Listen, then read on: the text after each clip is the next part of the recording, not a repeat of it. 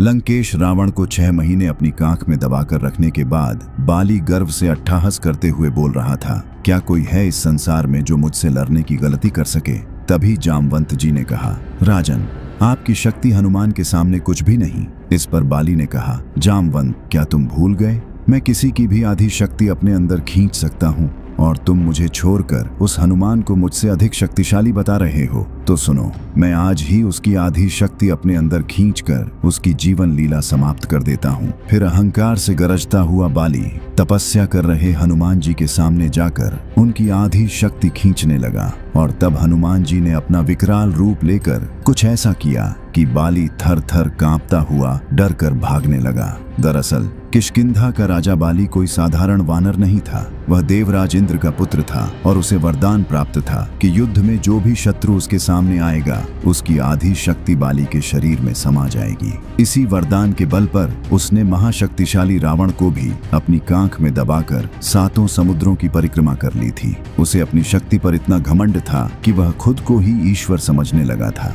वहीं दूसरी ओर थे भगवान शिव के 11वें रुद्रावतार पवन पुत्र हनुमान। हनुमान जी के पास असीम शक्ति, बुद्धि और अमरता का वरदान था, लेकिन बचपन में मिले एक श्राप के कारण वह अपनी ही शक्तियों को भूल चुके थे। इसलिए बाली हनुमान जी को ज्यादा शक्तिशाली नहीं मानता था और अपने बल के अहंकार में कहता फिरता, मैंने तो रावण को भी हराया है, इस संसार में मुझसे शक्तिशाली कोई भी नहीं। पर यह बात जामवंत जी को अच्छी नहीं लगी, क्योंकि वे तो हनुमान जी के अतुलित बल का रहस्य जानते थे। और बाली का यह अहंकार नाद जब बहुत बढ़ गया तो जामवंत जी ने क्रोधित होकर कहा, राजन, आप जो अपनी इतनी शक्ति का दंभ भरते फिरते हैं यह उचित नहीं, क्योंकि आपकी शक्ति हनुमान के सामने कुछ भी नहीं। इस पर बाली ने हंसते हुए बोला, वो हनुमान मुझसे ज्यादा शक्तिशाली है, क्या मजाक है। उसने तो कई अरसे से अपनी गदा भी नहीं उठाई, वो तो पहाड़ों में बैठा राम राम जपता रहता है। पर जामवंत, तुम बोल रहे हो तो मैं उसकी आधी शक्ति अपने अंदर खींच लेता हूँ, इससे मैं और भी अधिक शक्तिशाली हो जाऊंगा। और बाली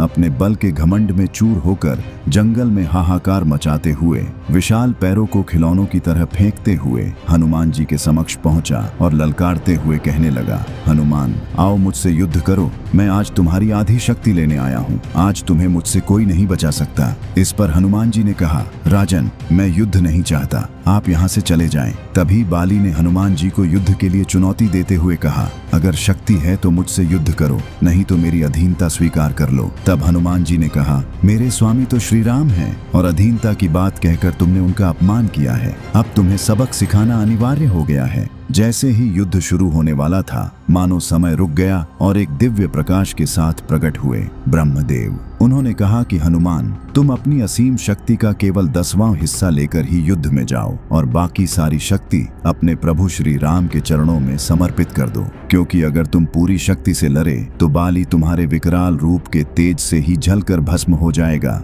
इससे श्री राम की भविष्य में होने वाली लीला में बाधा आ जाएगी। इस पर हनुमान जी ने कहा, जैसी आज्ञा ब्रह्मदेव। और फिर शुरू हुआ हनुमान जी और बाली का भयानक युद्ध। जैसे ही युद्ध के मैदान में बाली और हनुमान जी आमने सामने आए, बाली का वरदान सक्रिय हो गया। उसने हनुमान जी की शक्ति को अपनी ओर खींचना शुरू कर दिया। जैसे जैसे हनुमान जी की शक्ति बाली के अंदर जा रही थी, वो गर्व से कह रहा था, अब तुम्हारा अंत निकट है हनुमान। कुछ ही देर में बाली को ऐसा लग रहा था कि अब तक उसके शरीर में इतनी शक्ति आ गई कि वह पृथ्वी को भी गेंद की तरह उछाल कर फेंक सकता है। पर जैसे जैसे हनुमान जी की अपार शक्ति बाली के अंदर आ रही थी, उसे बड़ा ही आश्चर्य हो रहा था कि हनुमान के अंदर इतनी अधिक शक्ति है। और तभी बाली ने सोचा, मैं हनुमान के करीब जाकर जल्दी से इसकी सारी शक्ति खींच लेता हूँ। और फिर बाली हनुमान जी के करीब जाकर और तीव्रता से हनुमान जी की शक्ति खींचने लगा। पर तभी कुछ ऐसा हुआ कि बाली मरते मरते बचा। असल में बाली के शरीर में हनुमान जी की इतनी शक्ति आ गई